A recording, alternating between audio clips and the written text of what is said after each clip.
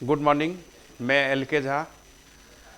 सचिवालय सहायक में जो टेस्ट सीरीज चल रही है उस टेस्ट सीरीज के 43 टेस्ट सीरीज के 8 पेपर के डिस्कशन करने के लिए उपस्थित हूँ। आपका पहला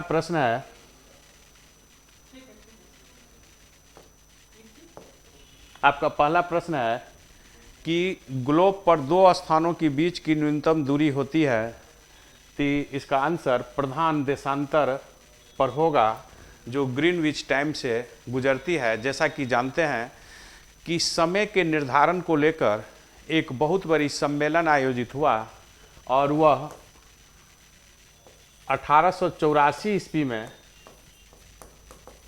वाशिंगटन सम्मेलन आयोजित हुआ था, जिसमें अंतर्राष्ट्रीय खगोलविद ने भाग लिया, जिसमें अंतर्राष्ट्रीय तिथि निर्धारण रेखा का भी निर्धारण किया गया। जैसा कि आप जानते हैं कि ये ग्लोब पर जीरो डिग्री से शुरू होती है और जब इस प्रधान देशांतर रेखा एक सीधी रेखा होती है तो यह सबसे न्यूनतम दूरी होती है। और जैसा कि हम जानते हैं कि दो देशांतर के बीच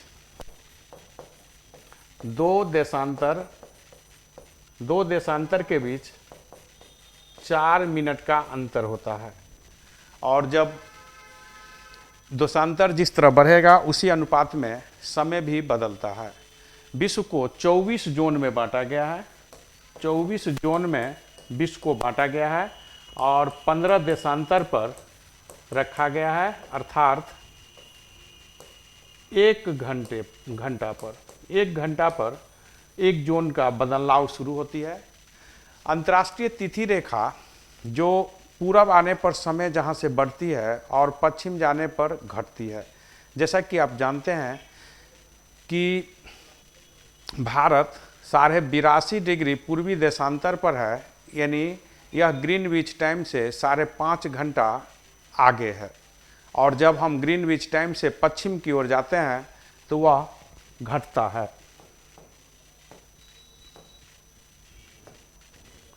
दूसरा प्रश्न है कि रेडियो तरंग के विक्षेपण के लिए वायुमंडल में निम्नलिखित स्तरों में कौन सा स्तर उत्तरदायी होता है। निम्नलिखित जो लेवल है उसमें कौन सा उत्तरदायी है? तो आयन मंडल जो बहुत ही महत्वपूर्ण मंडल है, विशेष रूप से ये संचार के दृष्टि से बहुत ही महत्वपूर्ण है। और ये मंडल जो 640 किलोमीटर तक यह मंडल की ऊंचाई है, इस मंडल में जो आयनी जो किरण है, वेव है, वह परिवर्तित होता है और यह रेडियो, टीवी आदि जो संचार काम हो रही है उसके लिए यह बहुत ही उपयोगी है। क्षोभ मंडल सभी प्रकार की जो भौतिक क्रियाकलाप होती है वह क्षोभ मंडल पर में होती है। समताप मंडल आदर्श मंडल है। ये आदर्श मंडल है, इसे हम शांत मंडल भी कहते हैं। हवाई जहाज के लिए यह मंडल बहुत ही उपयोगी है।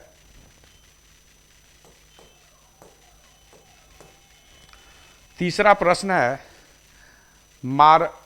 मारमारा सागर जोड़ती है तो एजियन सागर को काला सागर से।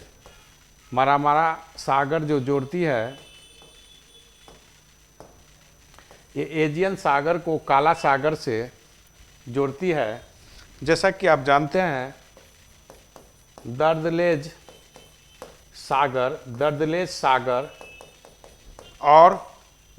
सागर जलसंधि एक है और दूसरा जो है बासबोरस जलसंधि। दार्दलेज और बासबोरस जलसंधि जो है एजियन सागर से दार्दलेज जो जलसंधि है और काला सागर से जो है बारबोस जल श्रेणी जुड़ती है। तो ये मारमारा सागर को जोड़ने वाली है। जैसा कि आप जानते हैं कि यह जल संधि यह जल संधि काला सागर जो रूस के समीप है उससे जुड़ती है। भूमध्य सागर और लाल सागर को सुएज नहर जोड़ती है।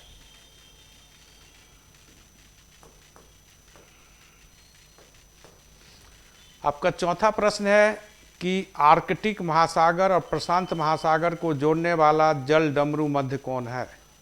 यानी आर्कटिक सागर और प्रशांत महासागर को जोड़ने वाली कौन सी जल डमरू मध्य है। तो यह जो है बेरिंग जल डमरू मध्य। बेरिंग जल डमरू मध्य जो बहुत ही महत्वपूर्ण है। जैसा कि आप जानते हैं कि अलास्का को रूस से ये संबद्ध करती है, जोड़ती है। और ये बेरिंग जल डमरू मध्य जो है अराफुरा सागर और पापुआ की खाड़ी को जोड़ती है। तो अलाफुरा सागर और पापुआ के सागर ये दोनों जो है अलास्का और रूस से संबंधित जो है बेरिंग सागर, यह जोड़ने का काम करती है, जल डमरू मध्य जोड़ने का काम करती है। जबकि जानते हैं कि मलक्का जो है ये बहुत ही महत्वपूर्ण जो जावा सागर प्लस बंगाल की खाड़ी को जोड़ती है। डोबर जल संधि जो है, ये डोबर जल संधि उत्तरी सागर और दूसरा अटलांटिक महासागर को जोड़ती है।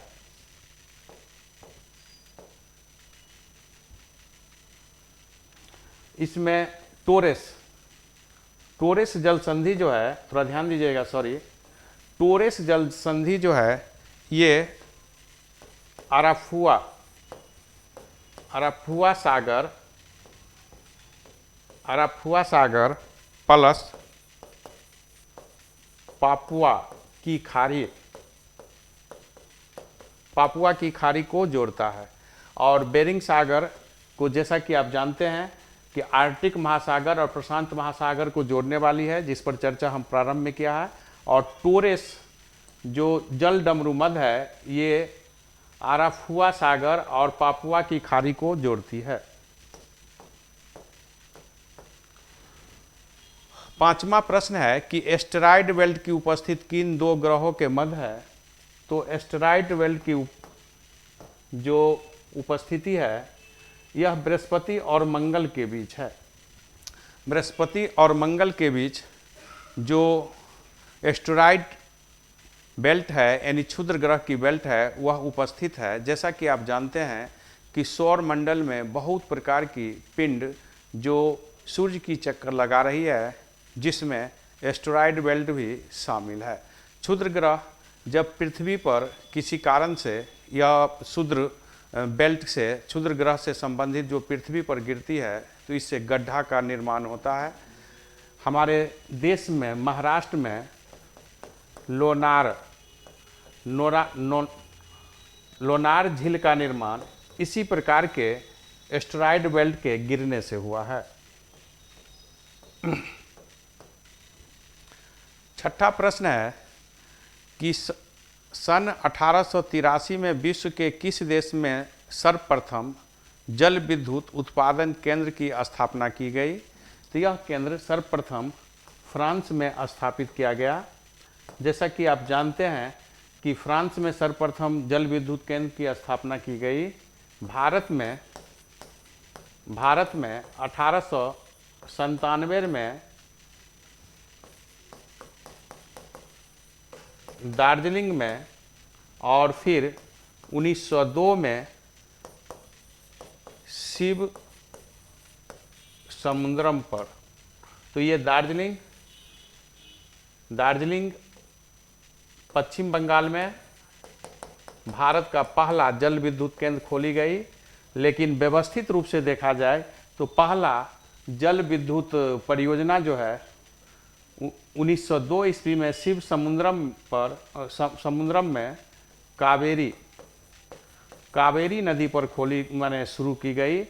तो यह भारत का जल विद्युत केंद्र जो है वह एशिया का प्रथम जल विद्युत केंद्र है। तो दार्जिलिंग से 1897 में भारत में जल विद्युत केंद्र की शुरुआत हुई और 1902 में शिव समुद्रम जो कावेरी नदी पर बनाया गया, यह जल पनबिजली योजना भारत की बहुत ही महत्वपूर्ण रही पनबिजली योजना।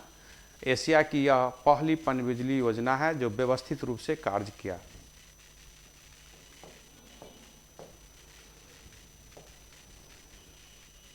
सातवां प्रश्न है, जूलू एक जाति है जिसका संबंध किससे है? तो जूलू जो जाति है उसका संबंध दक्षिण अफ्रीका से है। दक्षिण अफ्रीका में जूलू जनजाति पाया जाता है। ये नेटाल एक प्रांत है दक्षिण अफ्रीका का जहां भारी मात्रा में पाया जाता है। अफ्रीका में बुशमैन जनजाति भी भारी मात्रा में पाया जाता है। न्यूजीलैंड में माओरी जनजाति पाया जाता है।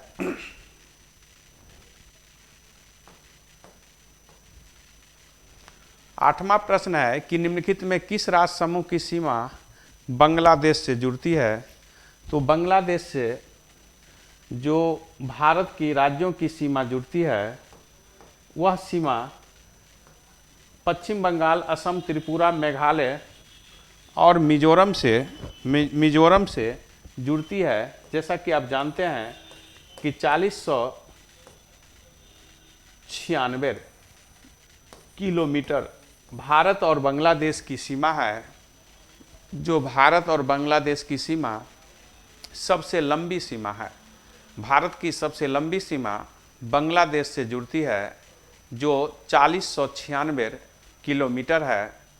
सबसे छोटी सीमा भारत का अफगानिस्तान से जुड़ती है। अफगानिस्तान से जुड़ती है जो 106 किलोमीटर है। वह POK के द्वारा जुड़ता है, यानी वो पाकिस्तान में जो पाक अधिकृत क्षेत्र है उससे अफगानिस्तान की सीमा जुड़ती है। तो वर्तमान में प्रत्यक्ष रूप से भारत की अफगानिस्तान से कोई सीमा नहीं है, लेकिन जो हमारी देश की कब्जा किया हुआ पाकिस्तान की पाक अधिकृत कश्मीर, यानी पाकिस्तान द्वारा जो कश्मीर क्षेत्र रखा गया है उसकी 106 किलोमीटर सीमा अफगानिस्तान से जुड़ती है।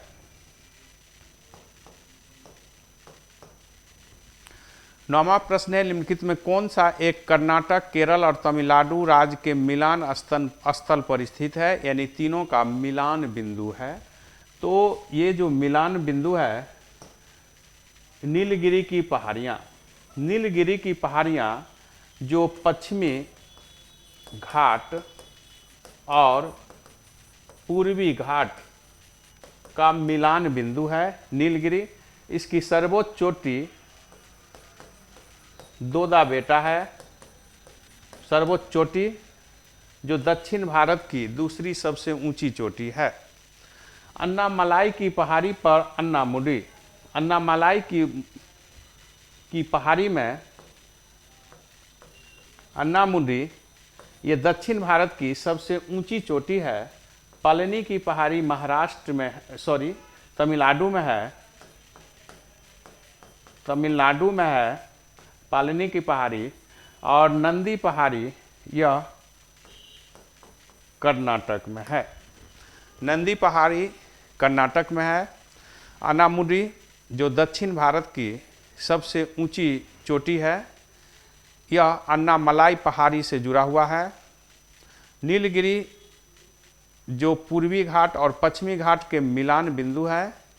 नीलगिरी चाय उत्पादन और कॉफ़ी उत्पादन, चंदन की लकड़ी आदि के लिए भी बहुत ही प्रसिद्ध है। टोडा जनजाति यहाँ निवास करते हैं।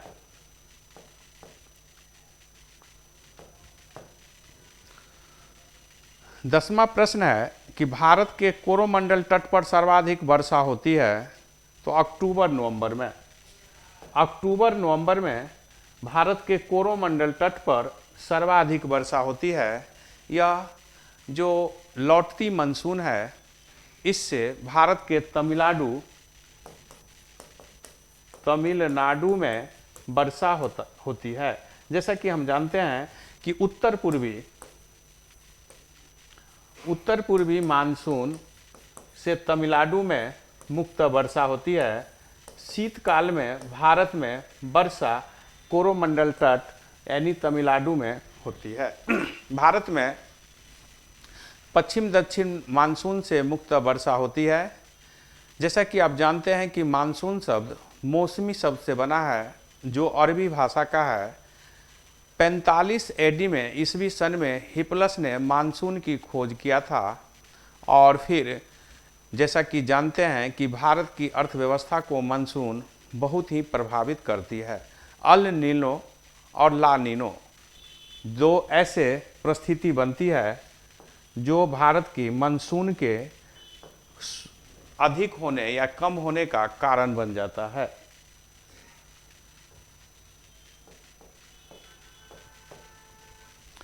ग्यारहवीं प्रश्न है कि कालिदास किसके शासनकाल में थे, तो कालिदास चंद्रगुप्त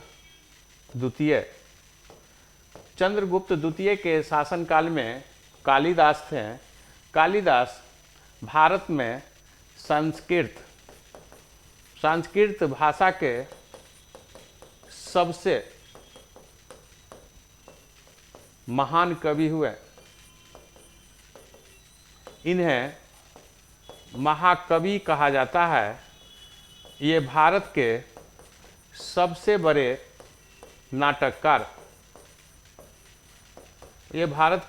बड़े नाटककार के रूप में भी अपनी उपस्थिति दर्ज किया।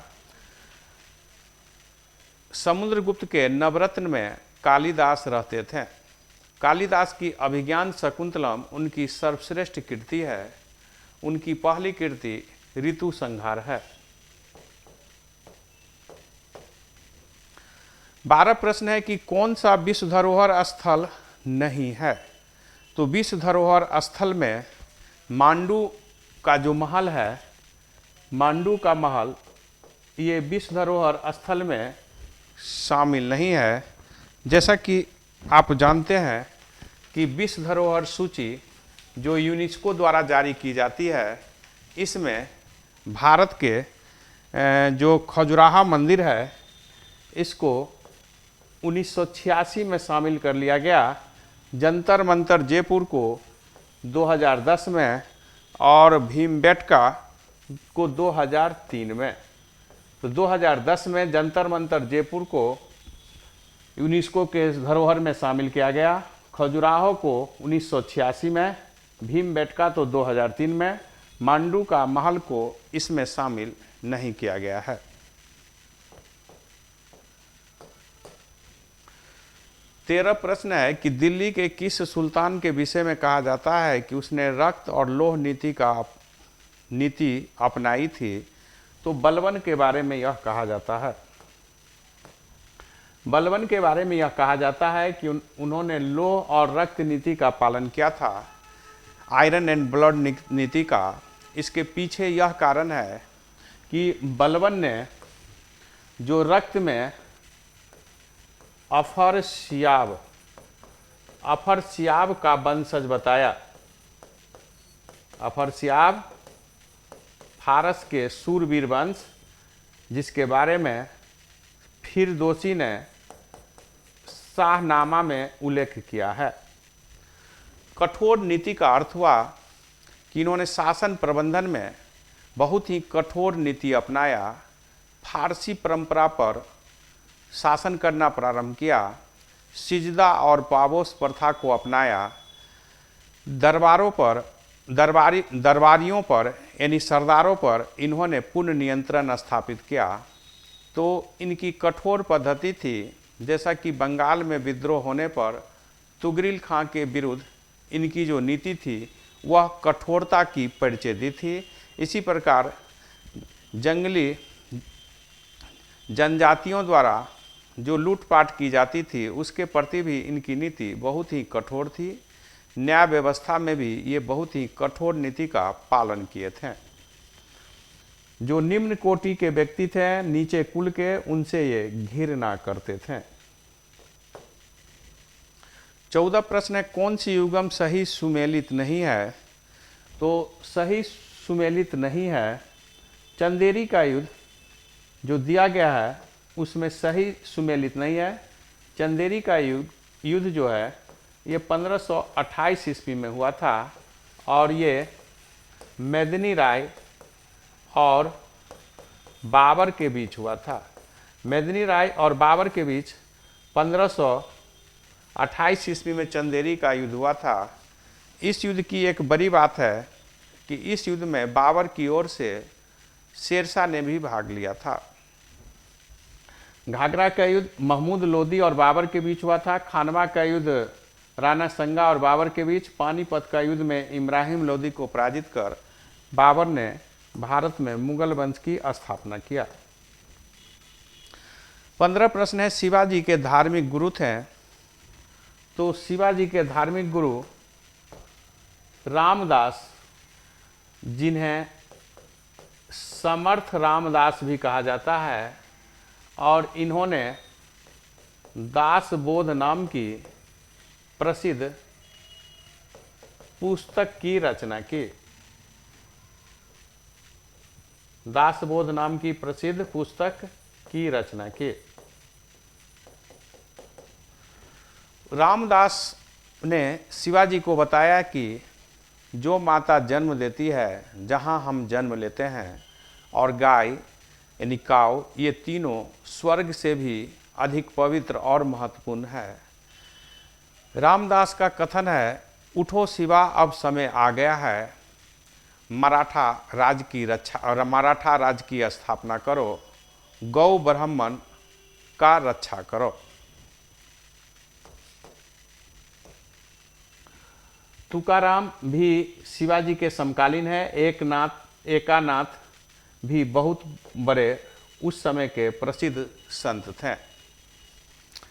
16 प्रश्न है कि 1873 ईस्वी में सतशोधक समाज की स्थापना किसके द्वारा किया गया?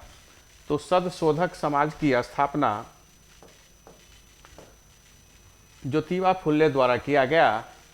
ज्योतिबा फुल्ले ने समाज के दलित वर्ग के लिए यह स्थापित किया। इन्होंने गुलामगिरी नाम की प्रसिद्ध पुस्तक लिखी। गुलामगिरी नाम की पुस्तक इनकी बहुत ही प्रसिद्ध पुस्तक है, और सावित्रीबाई इनकी पत्नी को भारत की पहली शिक्षिका यानी पहली टीचर की गरिमा प्राप्त है। जैसा कि आप जानते हैं कि ज्योतिबा फुल्ले जो गरीबों के उत्थान के लिए, दलितों, उपेक्षित जो वर्ग है, उसके लिए वह बहुत ही कार्यरत रहे।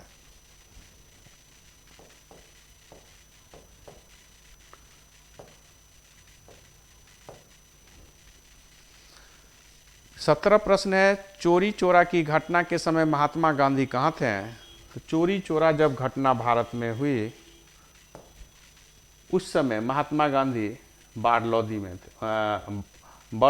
में थे। बारडोली गुजरात में थे। और ये चोरी चोरा घटना जो है ये 5 फरवरी 1922 की घटना है, जब 22 पुलिसों की आग लगाकर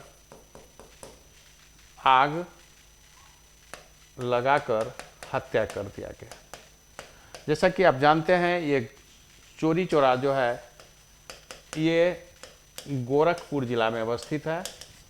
असहयोग आंदोलन के दौरान चोरी चोरा जैसी घटना हुई, जिसमें आंदोलनकारियों ने उग्र रूप धारण कर लिया और गोरखपुर के चोरी चोरा पुलिस स्टेशन में आग लगा दिया, जिसमें एक एसआई सहित एक एसआई और 21 पुलिस यानी कुल 22 पुलिसकर्मी की मृत्यु हो गई।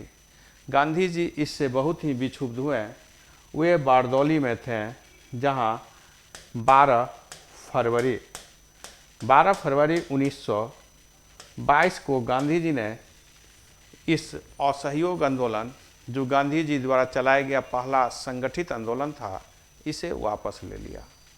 इस आंदोलन की भारी आलोचना भी की गई, जिसके बारे में पंडित मोतीलाल नेहरू का कथन था कि कोई घटना कन्याकुमारी में हो, उसके लिए हिमालय क्षेत्र की व्यक्ति को दंडित नहीं करना चाहिए।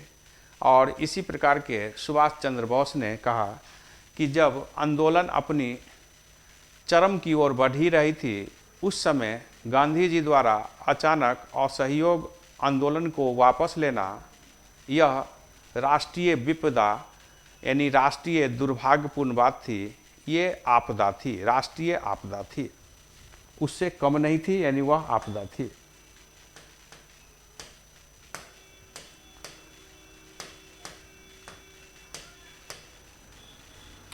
उन्नीस प्रश्न है, जवाहरलाल नेहरू के अधीन एक अंतरिम सरकार का गठन कब किया गया? तो अंतरिम सरकार की गठन सितंबर 1946 में पंडित नेहरू के द्वारा किया गया। कैबिनेट मिशन के प्रस्ताव के आधार पर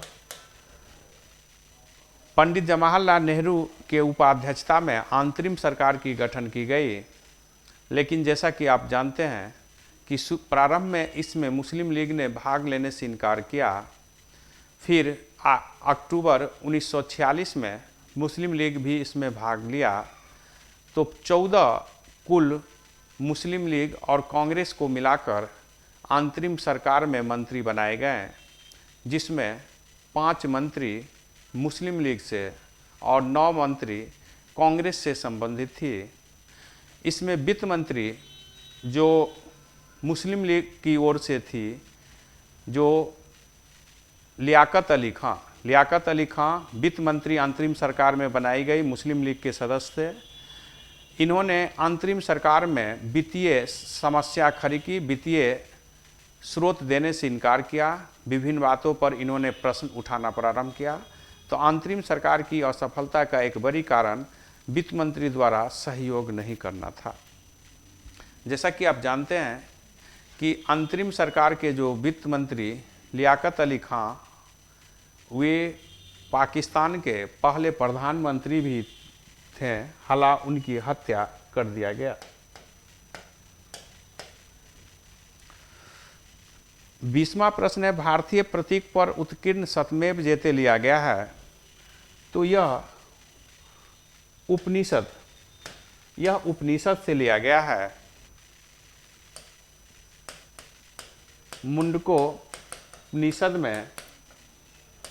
उपनिषद में सत्यमेव जयते की चर्चा है। और पंडित मदन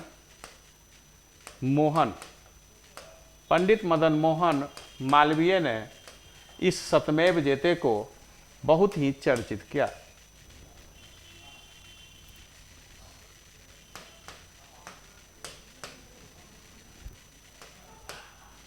एक इस प्रश्न है कि भारतीय संविधान में शामिल इकहरी नागरिकता किस देश की संविधान से प्रेरित है? तो हमारे देश में जो इकहरी नागरिकता ली गई है, ये ब्रिटेन के संविधान से प्रेरित है। जैसा कि जानते हैं कि संविधान के भाग 2 के अनुच्छेद 5 से 11 तक नागरिकता संबंधित है। हमने ब्रिटेन से नागरिकता लिया है। भौगोलिक क्षेत्र के आधार पर नागरिकता 2 प्रकार के होते हैं। एक विदेशी नागरिक, दूसरा देशी नागरिक, उस देश के नागरिक, और दूसरा विदेशी नागरिक। नागरिकता की जो नेचर है, स्वभाव है, स्वरूप है, उसके आधार पर भी 2 भाग में बांटी जाती है। एकल नागरिकता और दोहरी नागरिकता। एकल नागरिकता का अर्थ होता है कि वह सिर्फ अपने देश के नागरिक होते हैं, अपने राज्य के नहीं। जैसे हम बिहार के हैं तो हमारी नेटिव तो बिहार है, लेकिन हम नागरिक भारत के हैं। जबकि जिस देश में दोहरी नागरिकता होती है वहाँ वे अपने राज्य के भी नागरिक होते हैं और उस देश के भी नागरिक होते हैं। जैसा कि अमेरिका में यह पद्धति रही है, भारत में भी जम्मू कश्मीर में यह पद्धति थी। 22 प्रश्न है, मौलिक अधिकार के अंतर्गत कौन सा अनुच्छेद बच्चों को शोषण से संबंधित है? बच्चों के शोषण से संबंधित है, यानी शोषण से मुक्ति से संबंधित है। यहाँ हम लोग इस तरह समझें कि शोषण की जो प्रवृत्ति है उससे मुक्ति की बात की करती है। तो यह अनुच्छेद 24 में कहा गया है कि 14 वर्ष से कम उम्र के बच्चे को जोखिम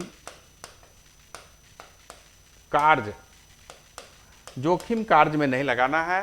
यानी जो 14 वर्ष से कम उम्र के बच्चे हैं उन्हें किसी भी जोखिम कार्य में नहीं लगाई जाएगी जहां उनकी सुकुमार जीवन को खतरा हो, चाहे वह शारीरिक रूप से हो या मनोवैज्ञानिक रूप से हो। हमें यह बात समझनी है कि भारतीय संविधान में 23 और 24 जो है शोषण के विरुद्ध अधिकार है, यानी शोषण को रोकने से संबंधित है, जिसमें 23 आर्टिकल में चर्चा है कि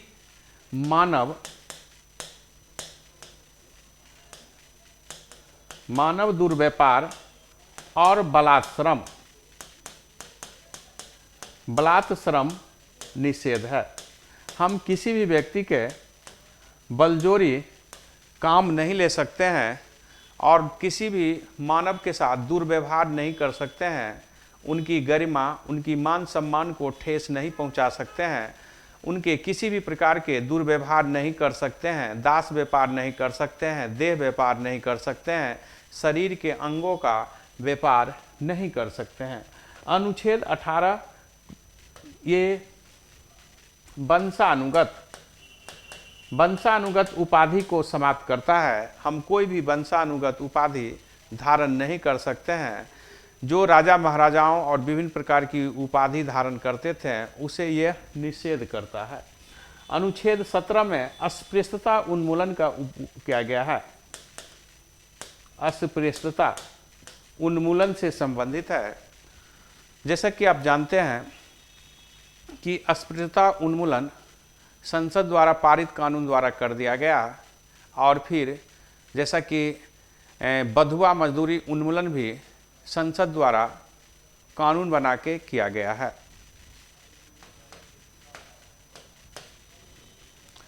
तो इस प्रश्न है, निम्नलिखित में कौन सी भाषा संविधान की 8वीं अनुसूची में नहीं है?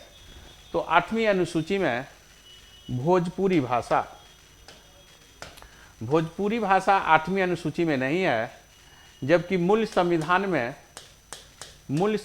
में उर्दू भाषा को स्थान दिया गया था और कोंकणी नेपाली ये भाषा 71वें संविधान संशोधन द्वारा 1992 में जोड़ा गया। इसमें एक और भाषा जोड़ा गया, वह भाषा थी मणिपुरी।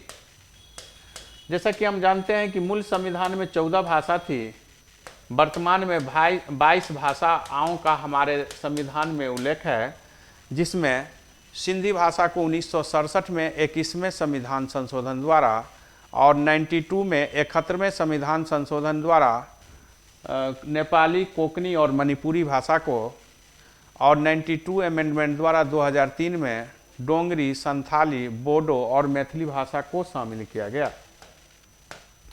तो मूल संविधान में 14 भाषाएं थी, वर्तमान में 22 है। 8वीं अनुसूची में इसका उल्लेख है।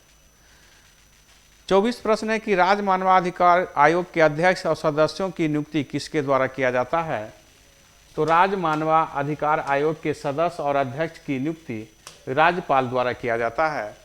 जैसा कि आप जानते हैं कि 1948 में संयुक्त राष्ट्र में सार्वभौमिक जो है मानवाधिकार की बात कही गई और हम 10 दिसंबर को विश्व मानवाधिकार दिवस मनाते हैं। भारत में 1993 में राष्ट्रीय मानवाधिकार आयोग बनाया गया, जिसके अध्यक्ष सुप्रीम कोर्ट के मुख्य न्यायाधीश या कोई भी सेवानिवृत्त न्यायाधीश जो होते हैं उनको बनाया जाता है। जैसा कि आप जानते हैं कि राष्ट्रपति द्वारा राष्ट्रीय मानवाधिकार आयोग के अध्यक्ष और सदस्य की नियुक्ति की जाती है।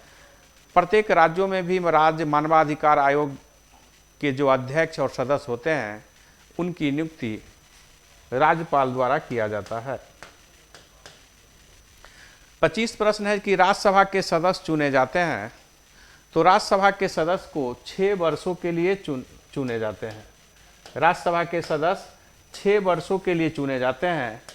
प्रत्येक 2 वर्ष बाद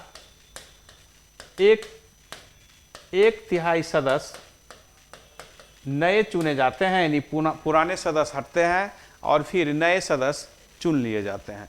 जैसा कि हम जानते हैं कि अनुच्छेद 80 के अंतर्गत राज्यसभा के गठन की बात कही गई है और राज्यसभा की गठन जो है 3 अप्रैल 1952 में किया गया। तो राज्यसभा के सदस्य 6 वर्षों के लिए चुनी जाती है। प्रत्येक 2 वर्ष बाद एक तिहाई सदस्य नए चुने जाते हैं, यानी जो सदस्य होते हैं उसमें से प्रत्येक सदस्य की इस तरह की अंतराल बनाई जाती है कि वह 6 वर्ष पूरा करेंगे। उस अंतराल में 2-2 वर्ष पर इस नए सदस्य को चुन लिया जाता है। तो 2 वर्ष पर एक तिहाई सदस्य नए चुने जाते हैं, फिर इस तरह से यह अंतराल चलती रहती है। राज्यसभा के सदस्य के लिए 30 वर्ष न्यूनतम उम्र निर्धारित की गई है। लोकसभा और राज्यसभा का गण पूर्ति संख्या क्या है? तो जैसा कि हम जानते हैं कि कुल सदस्यों की संख्या का 1/10 गण पूर्ति, जिसका उल्लेख अनुच्छेद 100 में किया गया है। अनुच्छेद 100 के अंतर्गत गण पूर्ति की व्यवस्था की गई है। इसका अर्थ हुआ कि संविधान के अंतर्गत जो अनुच्छेद 100 दी गई है उसमें यह उल्लेखित किया गया है कि राज्यसभा या लोकसभा के सदस्यों की जो संख्या है उसकी 1/10 अर्थात 10% सदस्य उपस्थित नहीं हो तो सभापति या स्पीकर, लोकसभा में स्पीकर, राज्यसभा में सभापति को यह अधिकार दिया गया है कि वे तत्काल सदन को स्थगित करेंगे, क्योंकि उस स्थिति में कोई भी वैध कार्य नहीं होगी, कोई कानूनी प्रक्रिया नहीं हो सकती है। तो यह कम से कम 10% यदि संसद के सदस्य उपस्थित हो तभी कोई कार्य होगी, अन्यथा कार्य नहीं होगी, सभा नहीं संचालित होगी। यही स्थिति राज्य के विधानसभा और विधान परिषद पर भी लागू होती है। 27 प्रश्न है, अगर भारत के राष्ट्रपति के चुनाव में कोई विवाद हो तो उस विवाद को सौंपा जाता है, तो उस विवाद को उच्चतम न्यायालय में सौंपा जाता है। उच्चतम न्यायालय में अनुच्छेद 71 यह बताता है कि यदि राष्ट्रपति के चुनाव संबंधित कोई भी विवाद हो तो चुनाव के तिथि के 30 दिनों के अंदर उन्हें सुप्रीम कोर्ट में ले जा सकता है। यदि 30 दिन चुनाव की बीत गई है तो फिर उस पर सुप्रीम कोर्ट विचार नहीं करेगी, आपकी जो आवेदन होगा उसे स्वीकार नहीं करेगी। और यही कंडीशन उपराष्ट्रपति के चुनाव पर भी लागू होती है। तो राष्ट्रपति और उपराष्ट्रपति के चुनाव संबंधित कोई यदि विवाद हो तो 1 माह के अंदर उसे सुप्रीम कोर्ट में जाने का अधिकार है। 1 माह बीत जाने के बाद किसी प्रकार की कोई सुनवाई नहीं की जा सकती है। 28 प्रश्न है कि भारत के संविधान के प्रस्तावना में कितने प्रकार की न्याय की बात कही गई है? तो भारत के संविधान के जो प्रस्तावना है उसमें कितने प्रकार के न्याय, स्वतंत्रता, समानता और भ्रातृत्व यानी भाईचारा की बात कही गई है। तो हम देखेंगे कि भारतीय संविधान में 3 प्रकार की न्याय की बात की गई है और वह 3 प्रकार की न्याय है सामाजिक, आर्थिक और राजनीतिक। हम स्वतंत्रता की बात करेंगे तो 5 प्रकार की स्वतंत्रता की बात कही गई है, जिसमें विचार, अभिव्यक्ति, विश्वास, धर्म और उपासना की बात कही गई है। समानता की बात करेंगे तो देख रहे हैं 2 प्रकार की बात है, ये 3 आपका हुआ। तो ये 2 प्रकार की समानता में आप देखेंगे कि प्रतिष्ठा और अवसर की समानता है और भातृत्व में एक ही प्रकार के है, वह है बंधुता का चर्चा हमें मिलता है। तो ये प्रस्तावना जो 13 दिसंबर 1946 को संविधान सभा में पंडित जवाहरलाल नेहरू ने पेश की और 22 जनवरी 1947 को जिसे संविधान सभा द्वारा स्वीकार कर लिया गया।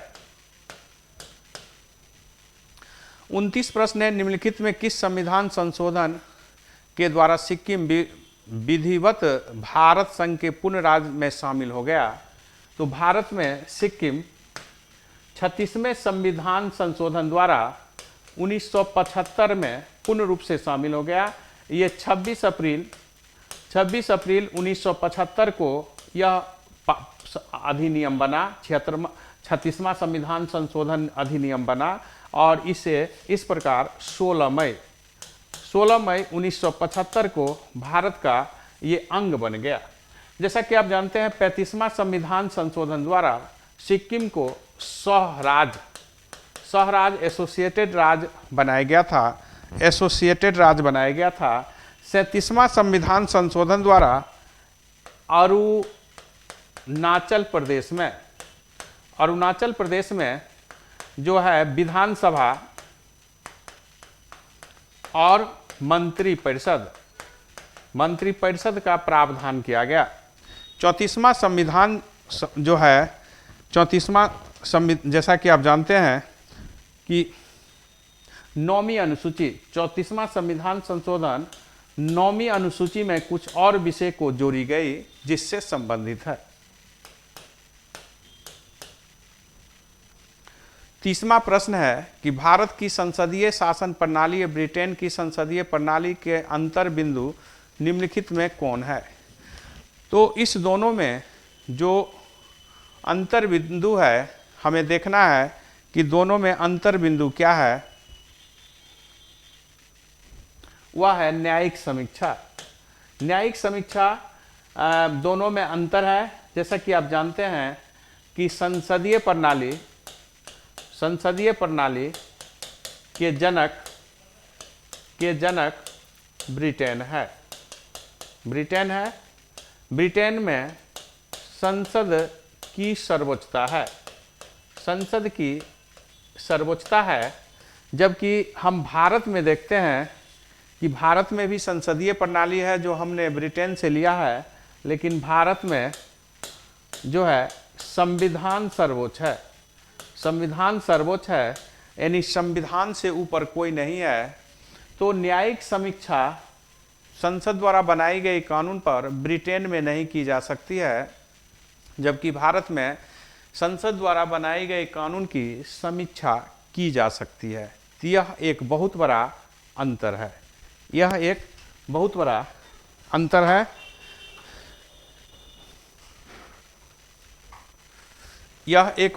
अंतर है। संसदीय प्रणाली ब्रिटेन में जहां संसद की सर्वोच्चता है ब्रिटेन में, वहाँ न्यायिक समीक्षा संसदीय प्रणाली में नहीं की जा सकती है, जबकि भारत में न्यायिक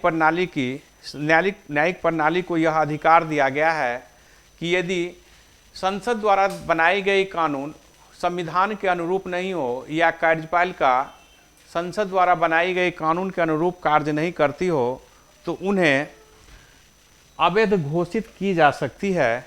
जैसा कि ऐसे अनेक उदाहरण है जब न्यायपालिका ने इस तरह जो संसद द्वारा बनाई गई कानून है उसे अवैध घोषित की है।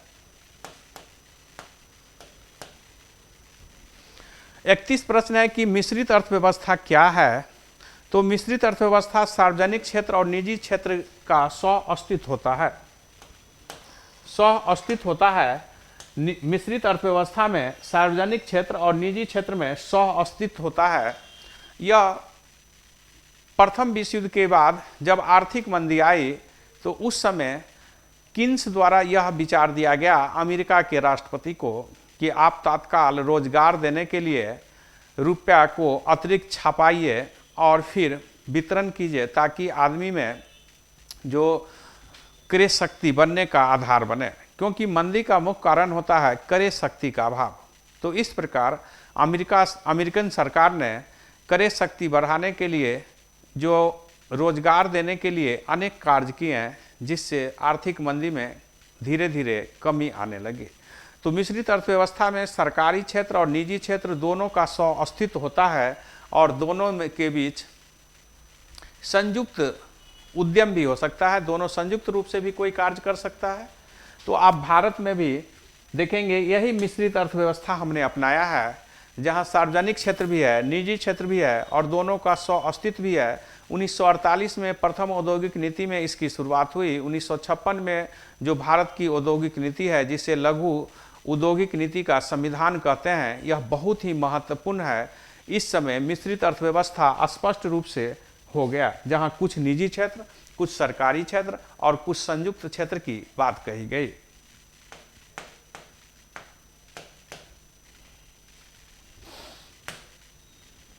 बत्तीस प्रश्न है, जैसे जैसे अर्थव्यवस्था का विकास होता है वैसे वैसे जीडीपी में तृतीय क्षेत्र का अंश तो ये बढ़ने लगता है। जैसा कि आप जानते हैं कि जीडीपी में जो कोई अर्थव्यवस्था प्रारंभिक अवस्था में होगा उसमें जीडीपी में प्राथमिक क्षेत्र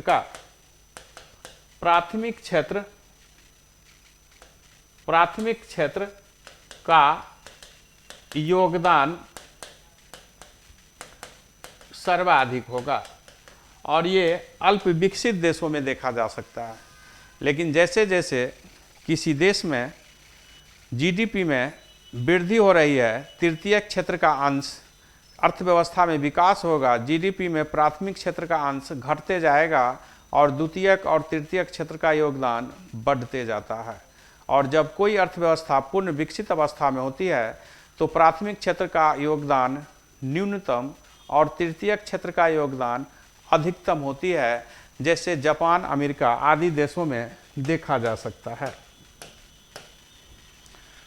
33 प्रश्न है कि भारतीय रिजर्व बैंक द्वारा सीआरआर में वृद्धि से क्या होगा। यानी भारतीय अर्थव्यवस्था में सीआरआर केस रिजर्व रेशियो में वृद्धि, केस रिजर्व रेशियो में यदि वृद्धि किया जाए तो इसका परिणाम क्या होगा।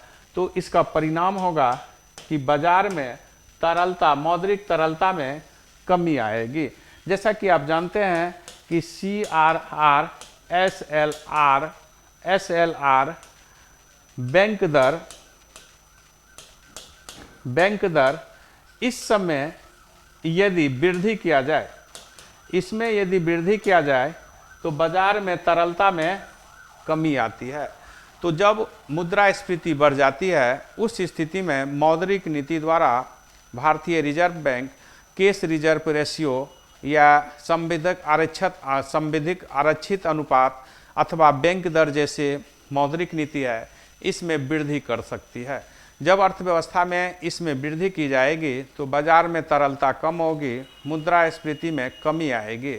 इसके विपरीत जब इसको कम किया जाए, अनुपात रेशियो इसमें कम किया जाए इसकी प्रतिशत, तो बाजार में अधिक तरलता आएगी। तो मंदी के समय में आरबीआई मौद्रिक नीति द्वारा इसमें छूट देती है, जबकि मुद्रास्फीति के दौरान इसमें और वृद्धि करती है। आपकी 34 प्रश्न है कि भारत की निम्नलिखित पंचवर्षीय योजना में किसमें सामाजिक न्याय समानता की वृद्धि पर बल दिया गया है? तो यह 7वीं पंचवर्षीय योजना में, 7वीं पंचवर्षीय योजना में हम देख रहे हैं कि यह प्रवृत्ति बनाई गई। जैसा कि आप जानते हैं कि भारत में जो योजना आयोग 1950 में स्थापित की गई, उसके द्वारा इस सब क्षेत्र में प्रयास किया गया। हर योजना में कुछ विशिष्ट बात कही गई, इस विशिष्टता के आधार पर ही हम काम करते हैं। तो 7वीं पंचवर्षीय योजना में सामाजिक न्याय और समानता के साथ वृद्धि पर बल दिया गया, जबकि नौवीं पंचवर्षीय योजना में न्याय पूर्ण वितरण और समानता के साथ विकास पर जो है अधिक बल दिया गया। इसी प्रकार आप देखेंगे गरीबी उन्मूलन पर यहाँ बल दिया गया। 8वीं पंचवर्षीय योजना में मानव संसाधन पर बल दिया गया।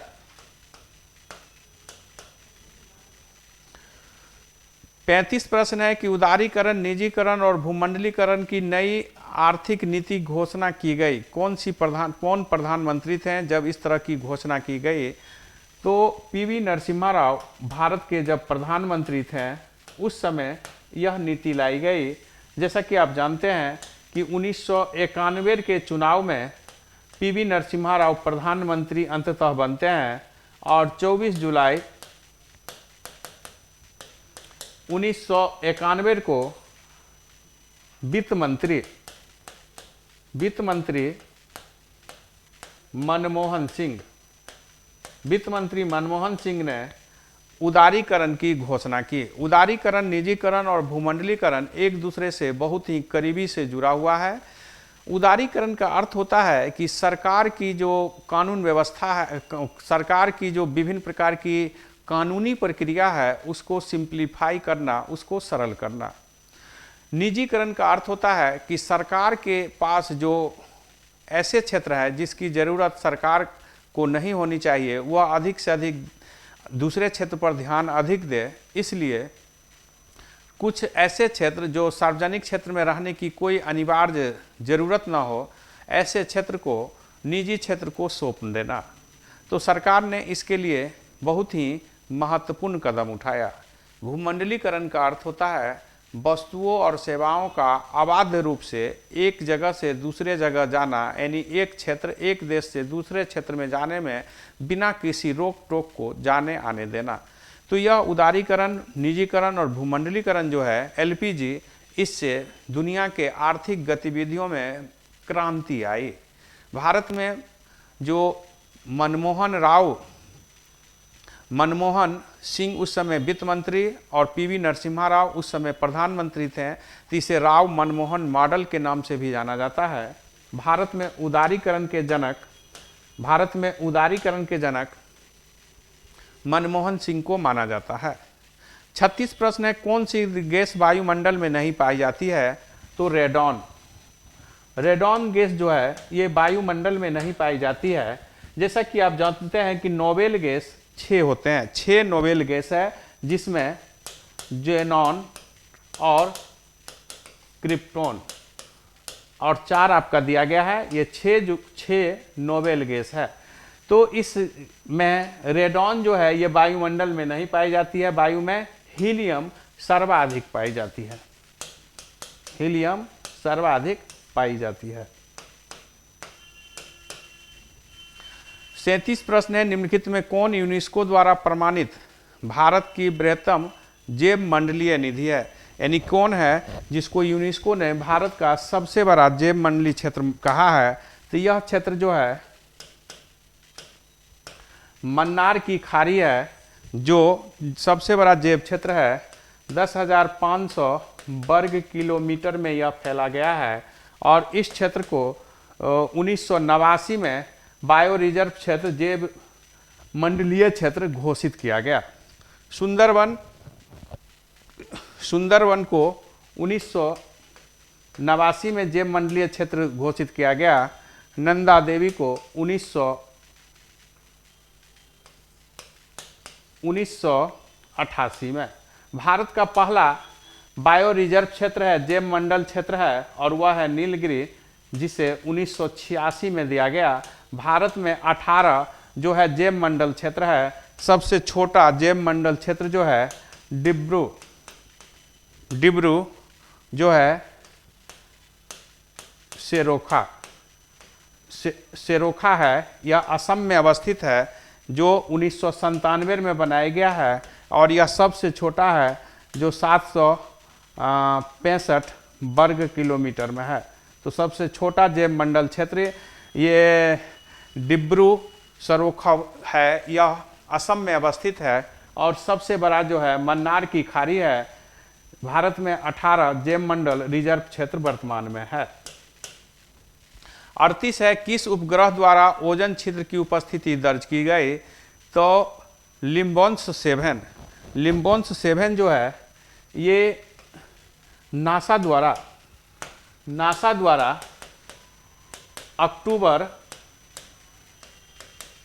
1978 में छोड़ा गया था। 1994 तक यह कार्य किया। इसी के द्वारा यह बताया गया कि ओजोन परत में क्षेत्र है। 1985 में हमें यह पता चला। जिस तरह हम जानते हैं O3 ओजोन का सूत्र होता है। ओजोन पर्यावैंगनिक किरण को पृथ्वी पर जो हानिकारक सूर्य से निकल कर आती है उसको रोकती है। तो ओजोन में छिद्र 1985 में हमें प्राप्त चला। इस पर वीना कन्वेंशन हुआ और फिर ओजोन परत के संरक्षण के लिए उपाय की गई है। 16 सितंबर को ओजोन संरक्षण दिवस के रूप में हम मनाते हैं। 39 प्रश्न है, विश्व मौसम संगठन का मुख्यालय कहाँ है? तो विश्व मौसम संगठन का मुख्यालय यह जेनेवा में अवस्थित है। जैसा कि आप जानते हैं कि इसकी स्थापना 23 मार्च 1950 को हुआ। ये मौसम संबंधित जानकारी विश्व को देती है और 23 मार्च को हम अंतर्राष्ट्रीय मौसम दिवस के रूप में, विश्व मौसम दिवस के रूप में 23 मार्च को मनाते हैं। 40वां प्रश्न है कि इक्को मार्क उन भारतीय उत्पादों को दिया जाता है जो पर्यावरण के प्रति मैत्रित हो। मैत्री जो संबंध, बेहतर संबंध हो, पर्यावरण के दृष्टि से जो मित्रवत संबंध हो। ये मिट्टी का घड़ा इसका प्रतीक चिन्ह है जो मैत्रीपूर्ण होता है। जैसा कि आप जानते हैं कि पर्यावरण से हम पूरी तरह अव्यवस्थित रूप में पहुंच रहे हैं, जहां हमारी स्थिति बहुत ही खतरनाक हो रही है, जहां जैव जंतुओं की संकटमय स्थिति बढ़ रही है। इस स्थिति में जो पर्यावरण के रक्षक हैं, ऐसे चीज़ों को इक्को मार्क जो है प्रमाण दी जाती है। जैसा कि आप जानते हैं कि इसी प्रकार का अन्य क्षेत्रों में भी जो है प्रमाण दी जाती है उत्पादकों से संबंधित।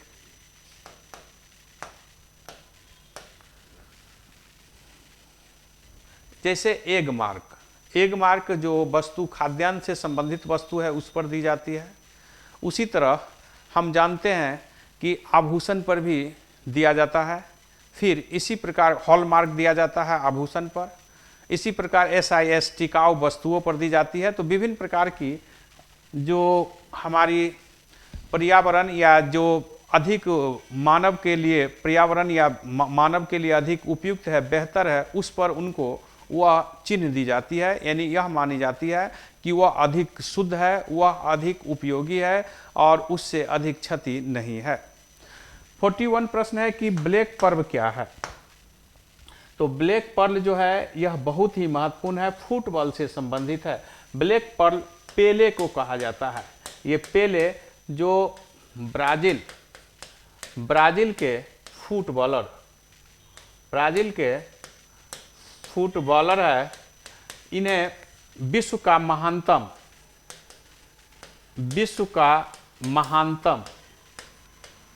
फुटबॉलर माना गया है। तो पेले को ब्लैक पर्ल के नाम से जाना गया है, काला पर्ल, हीरा, मोती। और यह जो है विश्व के महानतम खिलाड़ी फुटबॉल में अब तक हुए ब्राजील के ये थे।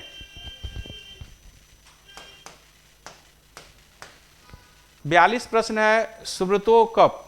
सुब्रतो कप का संबंध किससे है? तो सुब्रतो कप का संबंध फुटबॉल से है। सुब्रतो कप का संबंध फुटबॉल से है। जैसा कि आप जानते हैं कि फुटबॉल में रोवर्स कप भी फुटबॉल से संबंधित है, मार्केट कप फुटबॉल से, संतोष ट्रॉफी ये सभी फुटबॉल से संबंधित है। हम जानते हैं कि डूरंड कप भारत की सबसे पुरानी फुटबॉल कप है, जो 1888 से डूरंड कप खेली जा रही है। तो भारत की सबसे पुरानी कप डूरंड कप है। फीफा कप, जैसा कि आप जानते हैं कि फीफा कप विश्व की सबसे बड़ी फुटबॉल खेल आयोजन है, जो 1930 ईस्वी से आयोजित हो रही है।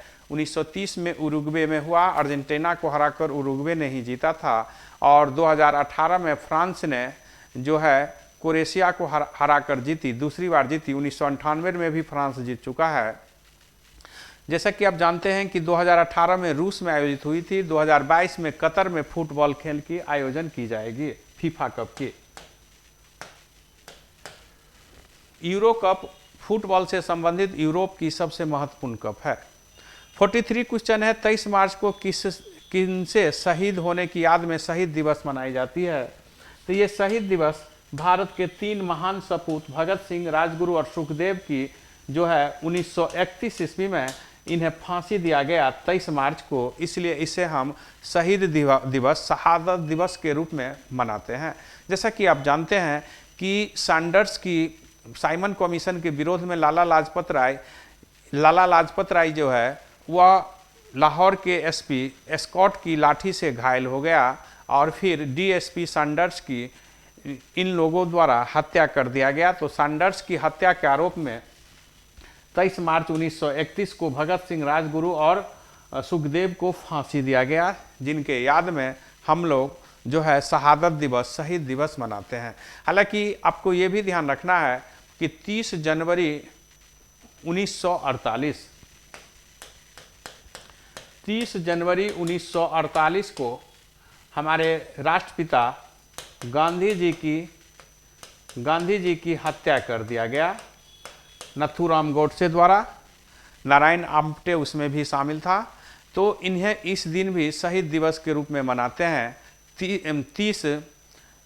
30 जनवरी को हम कुष्ठ रोगी निदान दिवस के रूप में भी मनाते हैं। तो हमें शहीद दिवस या शहादत दिवस, इसे बेस्ट हम शहादत दिवस कह सकते हैं, लेकिन जो विकल्प है उसमें आपको कुछ सोचना नहीं है। इसका आंसर भगत सिंह होगा, राजगुरु और सुखदेव।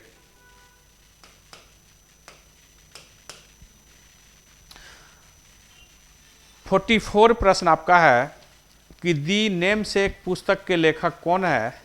तो दी नेमसेक पुस्तक झुम्पा लहरी की एक प्रसिद्ध पुस्तक है, जो इटली, यूरोप में रहते हैं और भारत से संबंधित हैं। इनकी पुस्तक दी नेमसेक काफ़ी चर्चित है। किरण देसाई की बहुत ही महत्वपूर्ण पुस्तक है द इनहेरिटेंस ऑफ लॉस, इनकी प्रसिद्ध पुस्तक है। चेतन भगत की बहुत सारी पुस्तक है। 5 पॉइंट समवन, और अरुंधति राय की भी प्रसिद्ध पुस्तक है। इनकी पुस्तक है small God's of small things, बहुत ही प्रसिद्ध पुस्तक है। इन्हें 1997 में मैन बुकर पुरस्कार दिया गया है और किरण देसाई को 2006 में जो है मैन बुकर पुरस्कार से सम्मानित किया जा चुका है। 45 प्रश्न है, आपको सूचीबद्ध करना है, जिसमें भारत में प्रचलित जो जल विद्युत परियोजना है और उससे संबंधित आपकी सूची में किस नदी से संबंधित है, यह जो है आपको सूचीबद्ध करना है। तो इसमें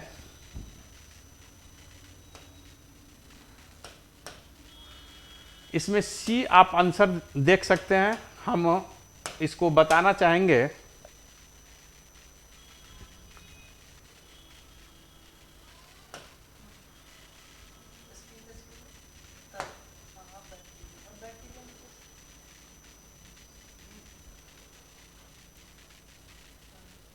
इसमें आप देखिए इस चारों को मिलाना है। तो जैसा कि आप जानते हैं कि जवाहर सागर परियोजना, तो जवाहर सागर परियोजना भी चंबल नदी से जुड़ा हुआ है। तो चंबल नदी 2 है, हम इसको मिलाने में थोड़ा ध्यान देंगे कि चंबल नदी 2 जगह है, तो इसके हम इससे मिलाएंगे। फिर माही बजाज सागर परियोजना बहुत ही सिंपल है, माही नदी से संबंधित जुड़ जाएगा। फिर तीसरा जो आपका है कि राणा प्रताप सागर जल विद्युत केंद्र, तो ये चंबल नदी से भी जुड़ेगा।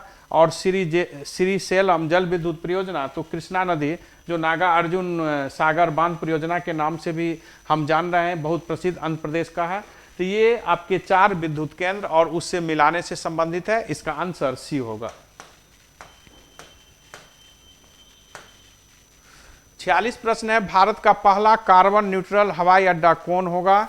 तो ये भारत का बहुत ही महत्वपूर्ण सरकार की एक पहल है, लेह हवाई अड्डा। लेह हवाई अड्डा को पूरी तरह कार्बन न्यूट्रल हवाई अड्डा भारत सरकार द्वारा बनाई जा रही है। जैसा कि हम जानते हैं कि इससे 900 टन कार्बन में कमी आएगी।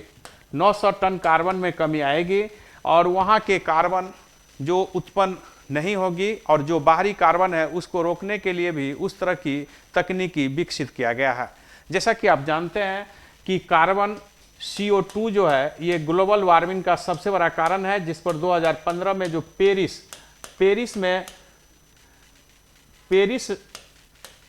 में जो जलवायु सम्मेलन हुआ 2015 में, जलवायु सम्मेलन पेरिस में, उसमें कार्बन डाइऑक्साइड को पूरी तरह से समाप्त करने की रणनीति बनाई गई जो चरणबद्ध होगी। जैसा कि आप जानते हैं कि CO2 का मुख्य स्रोत जो है जीवाश्म ईंधन है। यदि जीवाश्म ईंधन पर हम कमी लावे तो इससे हमें ग्लोबल वार्मिंग में कमी आएगी।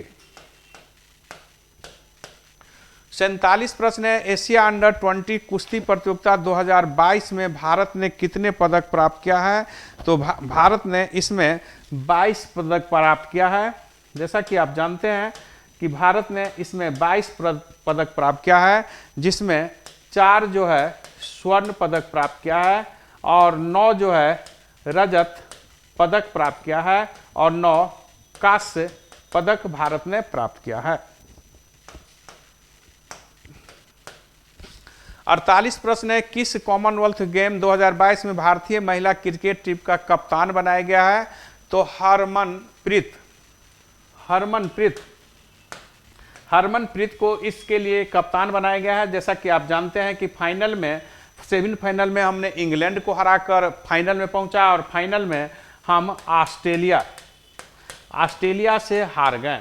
ऑस्ट्रेलिया से हारकर हमने रजत पदक प्राप्त किया है। तो कॉमनवेल्थ गेम जो 2022 में बर्मिंघम में आयोजित हुआ, इसमें भारत ने जो है चौथा स्थान प्राप्त किया।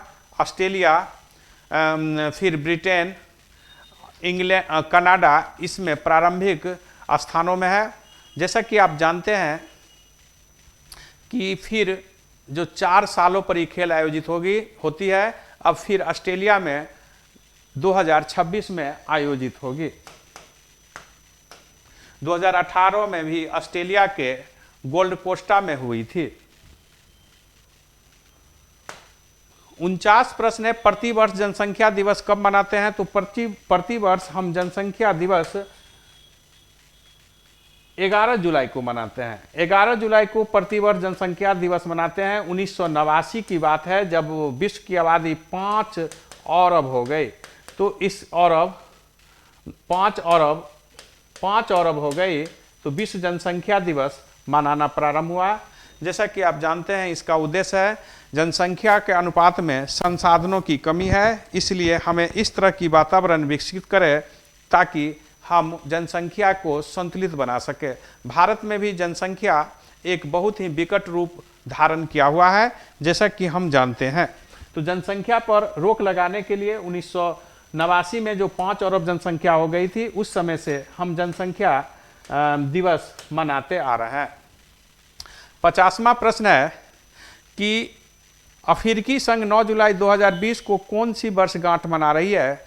तो हमें यह जानना होगा कि यह वर्षगांठ 20वीं वर्षगांठ होगी। जैसा कि आप जानते हैं कि अफ्रीका में अफ्रीका एकता संघ की स्थापना जो है 1960 में हुई थी। इसमें 53 सदस्य है, लेकिन जैसा कि जानते हैं कि इसका नाम बदलकर अफ्रीकी संघ जो है आज से 2022 में 20 वर्ष स्पष्ट हो गया कि इसका नाम बदलकर जो है अफ्रीकी संघ रख दिया गया। 20 वर्ष पहले, इससे 20 वर्ष पहले जो है इसका नाम बदलकर, अर्थात 2002 में नाम बदलकर अफ्रीकी संघ रख दिया गया, और जिसकी अभी 9 जुलाई 2022 को अपनी 20वीं वर्षगांठ मनाई है। यह अफ्रीका महादेश के जो देश है उनकी संगठन है जो विभिन्न क्षेत्र में एक दूसरे से बेहतर संबंध, आर्थिक विकास और अन्य बातों पर मिलजुल कर कार्य करने की सबसे बड़ी संगठन है अफ्रीका महादेश की। धन्यवाद।